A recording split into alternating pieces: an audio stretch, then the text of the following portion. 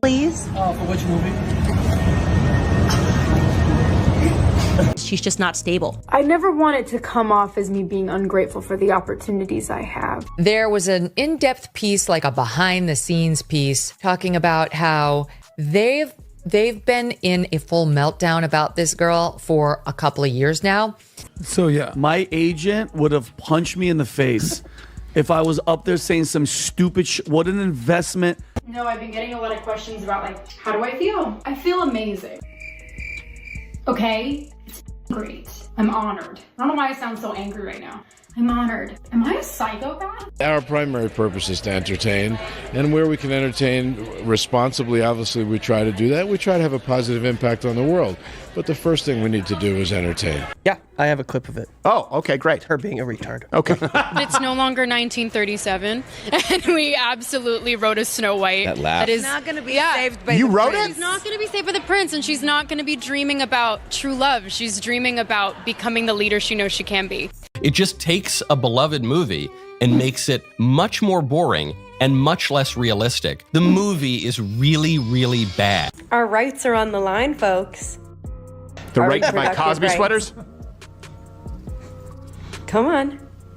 That's the face Go of a vote blue. serial killer. And if you disagree with this sentiment, just hit the unfollow button. Did Rachel Zegler single-handedly sink Disney's $270 million Snow White remake? Or was this a disaster waiting to happen? By the time the credits rolled in March 2025, the live-action reimagining of a beloved 1937 classic had become a lightning rod for controversy, hemorrhaging $115 million and sparking a cultural firestorm. From racist casting backlash to fiery political posts and whispers of on-set drama, the saga of Snow White is a wild ride through Hollywood's biggest gamble gone wrong. Let's unpack the chaos that turned a fairy tale into a nightmare.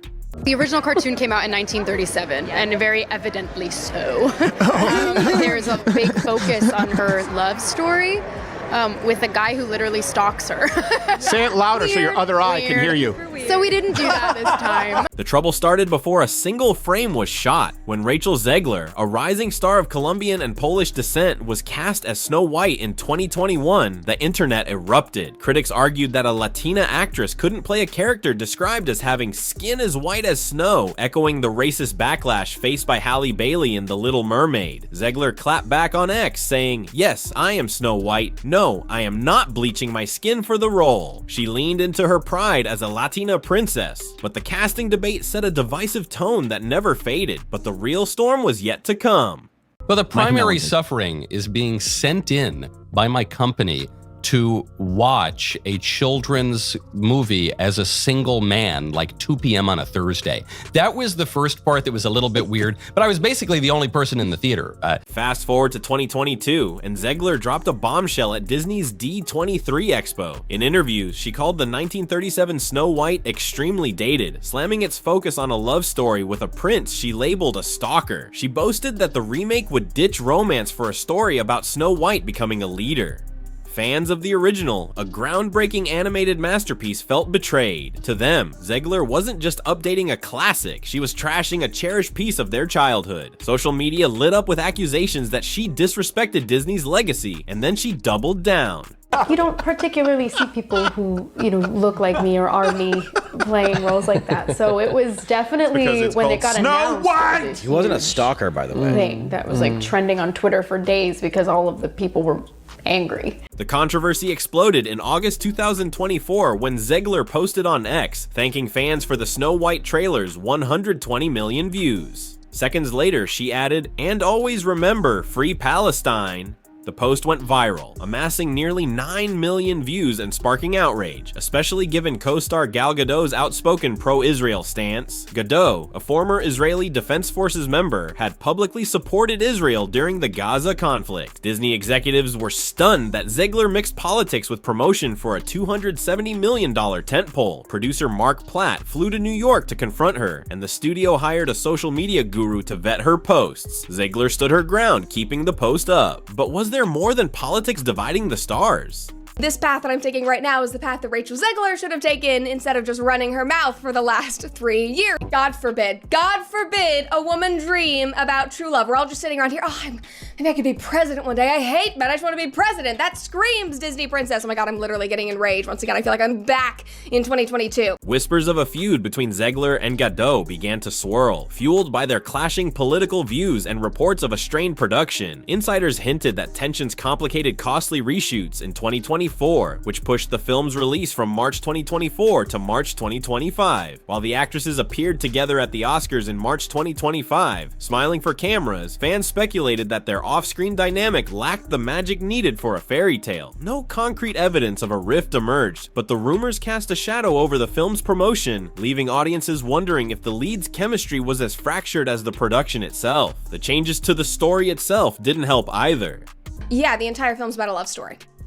Yeah, I mean, it's about a love story because that's what the point of the film is, and I'm sorry that chivalry in a man pursuing you is now deemed as stalking, which now it's kind of making sense why men are opting out of the dating scene. The remake's creative choices became a battleground. Disney retooled Snow White's backstory. Her name now came from surviving a snowstorm as a baby, not her pale complexion. The iconic 7 dwarfs were reimagined as CGI magical creatures after Game of Thrones star Peter Dinklage called the original F-ing backwards for stereotyping dwarfism. The prince was replaced with a roguish bandit named Jonathan, and the story shifted to emphasize Snow White's empowerment over romance. Supporters praised the woke updates as inclusive, but purists argued they stripped away the 1937 film's timeless charm. The debate raged online, with boycott calls gaining traction. But could the film overcome its troubled production? I was scared of the original cartoon. I think I watched it once and then I never picked it up again. I watched it for the first time in probably 17 years. Behind the scenes, Snow White was a mess. The 2023 SAG-AFTRA strike delayed filming, forcing Disney to push the release to 2025. Reshoots, reportedly hampered by cast tensions, ballooned the budget to $270 million plus $140 million in promotion. Early test screenings drew mixed reactions. Some liked the modern themes, but others found the tone disjointed. Disney scrambled with last-minute script tweaks, but the tight schedule raised fears of a chaotic final cut. By the time the film hit theaters, the negative buzz was deafening. When it finally premiered, the verdict was brutal. She is crapping on the original production. I was scared of it. Oh, it was so weird. It was a stalker. Like, I feel like if you are taking on the most iconic Disney role ever, genuinely, like this was the most prolific Disney film, I feel like you should kind of have some sort of reverence. Snow White flopped hard, grossing just $145 million worldwide against a $410 million total cost. It scored a dismal 47% on Rotten Tomatoes and a record low 1.6 out of 10 on IMDb, where 91% of 302,000 votes gave it 1 star, signaling review bombing. Audiences found the narrative unfocused, struggling to blend progressive themes with fairy tale whimsy. The CGI dwarfs looked uncanny, and critics panned the visuals as lifeless despite the massive budget. The film topped the box office opening weekend with $43 million domestically, but dropped 66% the next week, signaling a lack of staying power. So, who's really to blame? There was already an uproar about her being cast as Snow White because she is not Caucasian, she is a Latina, she is half Colombian, and so people were like, why were you cast in the first place? We just had a black Little Mermaid, now we're having a Latina Snow White, and she is literally called Snow White. Snow White flopped hard, grossing just $145 million worldwide against a $410 million total cost. It scored a dismal 47% on Rotten Tomatoes and a record low 1.6 out of 10 on IMDb, where 91% of 302,000 votes gave it 1 star, signaling review bombing. Audiences found the narrative unfocused, struggling to blend progressive themes with fairy tale whimsy. The CGI dwarfs looked uncanny, and critics panned the visuals as lifeless despite the massive budget. The film topped the box office opening weekend with $43 million domestically, but dropped 66% the next week, signaling a lack of staying power. So who's really to blame? The cake. And obviously there are political undertones in her statement. She's kind of talking about feminism and masculinity and men, but people seemed most disappointed about the fact that, again, Rachel didn't even seem like she cared or liked the source material. Rachel Zegler became the scapegoat. Critics, including producer Mark Platt's son Jonah, accused her of dragging her personal politics into promotion, claiming her narcissism tanked the film. Her comments about hating the original and her political posts alienated conservative fans, while boycott calls amplified the backlash. Yet supporters, like Scream actress Melissa Barrera, defended Zegler, arguing she was unfairly targeted for her pro-Palestine stance. Others pointed to Disney's missteps, poor CGI, an overstuffed script, and a failure to manage the controversy as the real culprits. But this was bigger than one actress.